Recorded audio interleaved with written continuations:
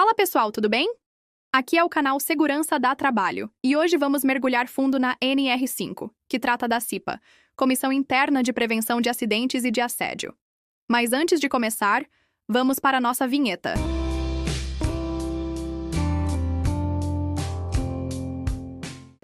E aí, já voltaram? Então bora lá! Ah, vocês notaram que mudou o nome da CIPA? Antes era só Prevenção de Acidentes, agora inclui I de Assédio.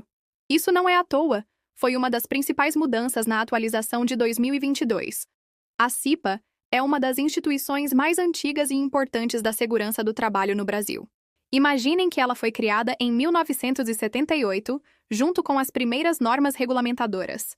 Ou seja, são mais de 45 anos de história. E olha, ela continua sendo fundamental até hoje, talvez até mais relevante do que nunca. Vamos começar entendendo quem tem que constituir CIPA. A norma é clara. Todas as empresas privadas e públicas e todos os órgãos governamentais que tenham empregados regidos pela CLT são obrigados a organizar e manter em funcionamento uma CIPA por estabelecimento. Prestem atenção na palavra estabelecimento. Isso significa que se você tem uma empresa com 3 unidades, cada uma precisa ter sua própria CIPA, respeitando o dimensionamento. Agora, qual é o objetivo da CIPA? Aqui temos uma mudança importante. Antes, o foco era principalmente nos acidentes tradicionais. Hoje, a CIPA tem como objetivo observar e relatar condições de risco nos ambientes de trabalho, solicitar medidas para reduzir até eliminar os riscos existentes, discutir os acidentes ocorridos, encaminhando informações ao CSMT e ao empregador. E aqui vem a grande novidade. A CIPA agora também tem papel fundamental na prevenção e combate ao assédio sexual e outras formas de violência no trabalho. Vou explicar como funciona o dimensionamento da CIPA, porque essa é uma das partes que mais gera dúvidas. O número de membros da CIPA é determinado pelo cruzamento de 2 fatores: o número de empregados do estabelecimento e o grau de risco da atividade econômica. Vocês vão encontrar isso no famoso quadro primo da NR5. Para descobrir o grau de risco da sua empresa, vocês precisam consultar o quadro I da NR4, que classifica as atividades econômicas por CNAI em graus de risco de 1 a 4. Grau 1 é o menor risco, como atividades de escritório, e grau 4 é o maior risco, como indústrias químicas ou petroquímicas. Vamos dar um exemplo prático. Uma empresa de grau de risco 3 com 150 empregados precisa ter 3 representantes dos empregados e 3 representantes do empregador, mais os suplentes. Já uma empresa de grau de risco 1 com 50 empregados pode precisar apenas de 1 representante de cada lado. O quadro I da NR5 tem todos esses números organizados de forma bem clara. E se vocês estão gostando do conteúdo, não esqueçam de se inscrever no canal Segurança dá Trabalho e ativar o sininho das notificações para não perder nenhuma explicação sobre as normas regulamentadoras. Mas atenção! Existe um caso especial. Empresas com menos de 20 empregados estão dispensadas de constituir CIPA. Porém, isso não significa que estão dispensadas de tudo. Essas empresas devem designar um responsável pelo cumprimento dos objetivos da CIPA, que pode ser o próprio empregador ou um trabalhador por ele designado. Outra situação especial é quando você tem empresas instaladas em centro comercial ou industrial. Nesse caso, podem constituir CIPA por agrupamento, desde que a empresa principal tenha no mínimo 50 empregados. Agora vamos falar sobre a composição da CIPA. Ela é formada por representantes dos empregados e do empregador, em partes iguais. Os representantes do empregador são indicados pela empresa, enquanto os representantes dos empregados são escolhidos pelos próprios trabalhadores através de eleição secreta. Isso é fundamental. A parte dos empregados tem que ser escolhida por eleição, não pode ser indicação da empresa. A CIPA tem cargos específicos. O presidente é sempre um representante do empregador, indicado pela empresa. O vice-presidente é sempre um representante dos empregados, escolhido entre os eleitos. Além disso, há o secretário e seu substituto, que devem ser escolhidos de comum acordo entre os membros da comissão. E tem uma regra interessante. Se não houver acordo, o empregador indicará o secretário e os representantes dos empregados indicarão o substituto. O mandato dos cipeiros é de 1 ano, permitida uma recondução. Isso significa que uma pessoa pode ficar no máximo 2 anos consecutivos na CIPA. Depois precisa ficar pelo menos um mandato fora para poder voltar. Essa regra existe para renovar as ideias e evitar que a CIPA vire um clube fechado. E aqui vem uma proteção muito importante. Os empregados eleitos para a CIPA têm estabilidade no emprego. Eles não podem ser demitidos sem justa causa desde o momento do registro da candidatura até 1 ano após o final do mandato. Isso dá um total de aproximadamente 3 anos de estabilidade. É uma proteção robusta para garantir que o cipeiro possa exercer seu papel sem medo de retaliação. Vamos falar sobre as atribuições da CIPA, porque aqui está o coração da norma. A CIPA deve identificar os riscos do processo de trabalho e elaborar o mapa de riscos com a participação do maior número de trabalhadores.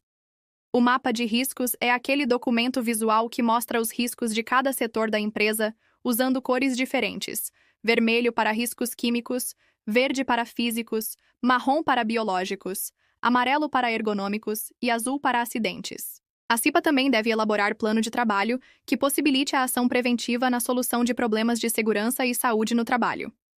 Deve realizar, periodicamente, verificações nos ambientes e condições de trabalho, visando identificar situações que venham a trazer riscos para a segurança e saúde dos trabalhadores.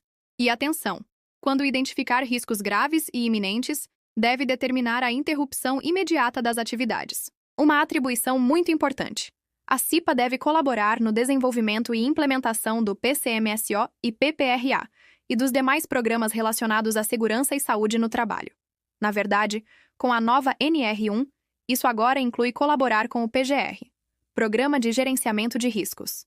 A CIPA deve divulgar aos trabalhadores informações relativas à segurança e saúde no trabalho, participar da análise das causas das doenças e acidentes de trabalho e propor medidas de solução dos problemas identificados. Deve requisitar ao SESMT, quando houver, ou ao empregador, a paralisação de máquina ou setor, onde considere haver risco grave e iminente à segurança e saúde dos trabalhadores. Aliás, se vocês têm dúvidas sobre SESMT, temos um vídeo completo sobre a NR4 aqui no canal Segurança da Trabalho. Vou deixar o link na descrição para vocês conferirem depois. E aqui vem uma das novas atribuições mais importantes: promover anualmente, em conjunto com o SSMT, a Semana Interna de Prevenção de Acidentes do Trabalho, CIPACE. Também deve participar anualmente, em conjunto com a empresa, de campanhas de prevenção da AIDS. Agora, sobre as novas responsabilidades relacionadas ao assédio e violência. A CIPA deve colaborar na implementação de medidas de prevenção e combate ao assédio sexual e a outras formas de violência no âmbito do trabalho.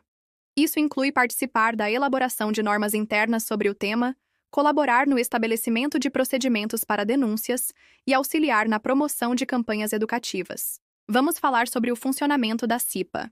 Ela deve se reunir ordinariamente uma vez por mês durante o expediente normal da empresa, em local apropriado. As reuniões extraordinárias podem ser convocadas quando houver denúncia de situação de risco grave e iminente que determine a aplicação de medidas corretivas de emergência, ou quando houver solicitação expressa de uma das representações. Todas as reuniões devem ter ata registrada em livro próprio, e as decisões devem ser preferencialmente por consenso. Quando não for possível o consenso, e não havendo acordo com a maioria simples, a matéria deve ser encaminhada ao empregador, ficando a CIPA aguardando o pronunciamento. O empregador deve proporcionar aos membros da CIPA os meios necessários ao desempenho de suas atribuições, garantindo tempo suficiente para a realização das tarefas constantes do plano de trabalho. Isso não é opcional, é obrigatório. Vamos falar sobre treinamento, porque essa é uma parte crucial. Todos os membros da CIPA, titulares e suplentes, devem participar de treinamento específico. A carga horária varia conforme o grau de risco: 20 horas para empresas de grau de risco 1 e 2 e 30 horas para empresas de grau de risco 3 e 4. O conteúdo programático do treinamento inclui noções sobre acidentes e doenças do trabalho decorrentes de exposição aos riscos existentes na empresa, metodologia de investigação e análise de acidentes e doenças do trabalho, noções sobre a síndrome da imunodeficiência adquirida, AIDS e outras doenças sexualmente transmissíveis, noções sobre as legislações trabalhista e previdenciária relativas à segurança e saúde no trabalho. Pessoal, se vocês querem aprender mais sobre investigação e análise de acidentes, temos uma série completa sobre isso aqui no Segurança da Trabalho. Vale a pena conferir. E aqui vem uma novidade importante. O treinamento agora deve incluir conteúdo sobre prevenção e combate ao assédio sexual e outras formas de violência, igualdade e diversidade no trabalho. Isso reflete a evolução da CIPA para uma visão mais ampla de saúde e segurança. O treinamento pode ser ministrado pelo CSMT da empresa, entidade patronal, entidade de trabalhadores ou por profissional que possua conhecimentos sobre os temas ministrados. E atenção! O treinamento deve ser realizado no horário normal de trabalho, e o trabalhador não pode ter prejuízo de sua remuneração. Tem uma regra importante sobre retreinamento. Quando um membro titular da CIPA se afastar definitivamente do cargo, o suplente assumirá e deverá participar de treinamento caso não tenha participado anteriormente. Vamos falar sobre o processo eleitoral, porque essa é uma parte que gera muitas dúvidas. A empresa deve convocar eleições para a escolha dos representantes dos empregados na CIPA no prazo mínimo de 60 dias antes do término do mandato em curso. A votação deve ser secreta e o voto obrigatório para todos os empregados. O processo eleitoral deve ser divulgado e encaminhado ao sindicato da categoria profissional. Havendo participação inferior a 50% dos empregados na eleição, não haverá a apuração dos votos e a comissão eleitoral deverá organizar outra votação que ocorrerá no prazo máximo de 10 dias. Assumirão a condição de membros titulares e suplentes, respectivamente, os candidatos mais votados. Em caso de empate, assumirá aquele que tiver maior tempo de serviço no estabelecimento. O mandato dos membros eleitos da CIPA terá início no primeiro dia útil do mês seguinte ao final do mandato anterior. Agora, uma situação especial. O que acontece quando não há candidatos para a eleição? Nesse caso, a empresa deve comunicar o fato ao órgão regional do Ministério do Trabalho e Emprego e ao sindicato da categoria profissional. Enquanto isso, a empresa deve designar responsável pelo cumprimento dos objetivos da CIPA. Vamos falar sobre uma situação que mudou: a CIPA na construção civil. Anteriormente, havia regras específicas muito detalhadas para o setor. A norma atual simplificou, estabelecendo que nos canteiros de obras com 50 ou mais trabalhadores, deve ser constituída CIPA conforme o dimensionamento estabelecido no quadro I. Para canteiros com menos de 50 trabalhadores, deve ser designado responsável pelos objetivos da CIPA. Uma novidade importante para a construção civil. Nos estabelecimentos que possuam canteiros de obras e atividades de construção, deve ser constituída CIPA por estabelecimento, e nos canteiros com mais de 50 empregados deve ser constituída CIPA específica. Outro ponto importante: as empresas que operam em regime de terceirização podem organizar CIPA comum, desde que todos os empregados estejam trabalhando em um mesmo estabelecimento e a empresa principal tenha 50 ou mais empregados. Vamos falar sobre uma das principais inovações da NR5 atualizada: o combate ao assédio sexual e violência no trabalho. As empresas obrigadas a constituir CIPA devem adotar medidas específicas, incluindo a inclusão de regras de conduta nas normas internas da empresa sobre assédio sexual e outras formas de violência, com ampla divulgação aos empregados. Devem também estabelecer procedimentos para recebimento e acompanhamento de denúncias, para a apuração dos fatos e aplicação de sanções, garantindo o anonimato da pessoa denunciante. E devem realizar, no mínimo a cada 12 meses, ações de capacitação sobre temas relacionados à violência, assédio, igualdade e diversidade no trabalho. A CIPA tem papel fundamental nessas ações. Ela deve colaborar na implementação dessas medidas, participar das capacitações, auxiliar na divulgação das normas internas e apoiar na criação de um ambiente de trabalho respeitoso e livre de violência. Vou falar sobre uma questão prática que sempre surge: o que acontece quando a CIPA identifica um risco grave e iminente? A norma é clara. A CIPA pode determinar a paralisação imediata das atividades até que as medidas corretivas sejam adotadas. Essa é uma prerrogativa importante da comissão que deve ser exercida com responsabilidade. Mas atenção! Se houver divergência entre a CIPA e o CSMT sobre a existência de risco grave e iminente, as atividades devem ser interrompidas até que se estabeleça acordo. Se o acordo não for possível, a decisão caberá ao empregador, ficando registrada em ata a divergência de opiniões.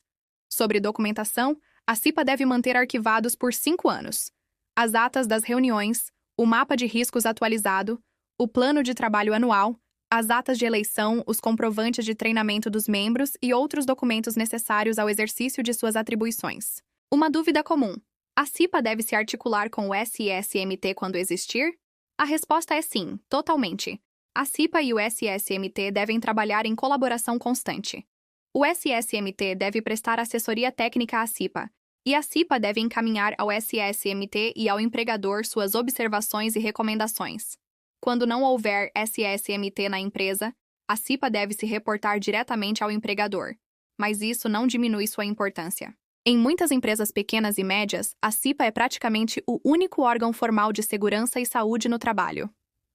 Vamos falar sobre penalidades.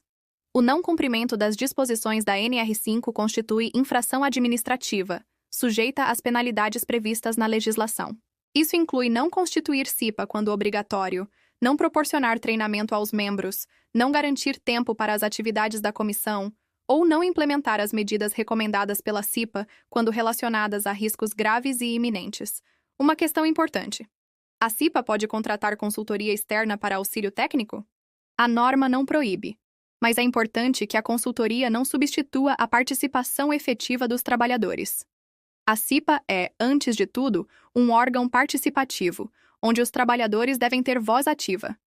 Para empresas que têm várias unidades, uma dica prática: pode ser útil promover encontros anuais entre as CIPAs de diferentes estabelecimentos para a troca de experiências. Isso não está previsto na norma, mas é uma boa prática que muitas empresas adotam. Sobre a CIPAT, Semana Interna de Prevenção de Acidentes do Trabalho, ela deve ser realizada anualmente pela CIPA em conjunto com o CSMT. O objetivo é conscientizar empregados e empregadores sobre a importância da prevenção de acidentes e doenças do trabalho. A CIPAT deve ter programação que desperte o interesse dos participantes. Pode incluir palestras, teatro, exposições, distribuição de material educativo. Inclusive, deixem nos comentários: como é a CIPAT na empresa de vocês? Queremos saber suas experiências. E não esqueçam de dar aquele joinha no vídeo se estão aprendendo com a gente. Um ponto que gera discussão: a CIPA pode se manifestar sobre questões que não sejam diretamente relacionadas à segurança e saúde?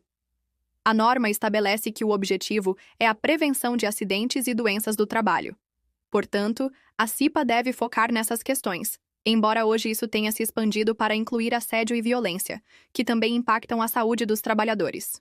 Sobre a participação de estagiários e terceirizados nas ações da CIPA. Embora não sejam elegíveis para compor a comissão, por não serem empregados CLT, eles devem ser incluídos nas ações preventivas, treinamentos da CIPAT e outras atividades da CIPA, já que também estão expostos aos riscos do ambiente de trabalho. Para finalizar, vou dar algumas dicas práticas para o sucesso de uma CIPA. Primeira, mantenham sempre diálogo aberto entre representantes dos empregados e do empregador. A CIPA funciona melhor quando há colaboração, não confronto. Segunda, foquem em ações práticas e mensuráveis. É melhor resolver poucos problemas efetivamente do que discutir muitas questões sem chegar a soluções. Terceira dica: documentem tudo. Atas detalhadas, registros fotográficos dos riscos identificados, comprovantes de treinamento. Tudo isso é importante não só para cumprir a norma, mas para demonstrar a evolução do trabalho da CIPA. Quarta, envolvam os trabalhadores. A CIPA não pode ser vista como um órgão distante. Façam pesquisas, conversem nos setores, ouçam as sugestões. Os trabalhadores são quem melhor conhecem os riscos do dia a dia. Quinta e última dica: mantenham-se atualizados. A legislação de segurança e saúde muda constantemente. Participem de cursos, leiam materiais especializados, troquem experiências com outras CIPAs. A CIPA continua sendo uma das mais importantes ferramentas de prevenção que temos no Brasil. Com as novas atribuições relacionadas ao combate ao assédio e violência, ela se tornou ainda mais relevante. É uma oportunidade única para empregados e empregadores trabalharem juntos na construção de ambientes de trabalho mais seguros, saudáveis e respeitosos. Pessoal, essa foi nossa análise completa da NR5. É uma norma rica, com muitos detalhes importantes. Espero que tenham tirado suas dúvidas principais. Lembrem-se, a CIPA não é apenas uma obrigação legal, é uma ferramenta poderosa para salvar vidas e promover bem-estar no trabalho. Vale a pena investir tempo e energia para fazer uma CIPA que realmente funcione. Gostaram do vídeo? Então se inscrevam no canal Segurança dá Trabalho, ativem o sininho, deixem seu like e compartilhem com outros profissionais da área. Temos muito conteúdo sobre todas as normas regulamentadoras. Sugiram nos comentários qual NR vocês querem que eu analise no próximo vídeo. Um abraço e até a próxima!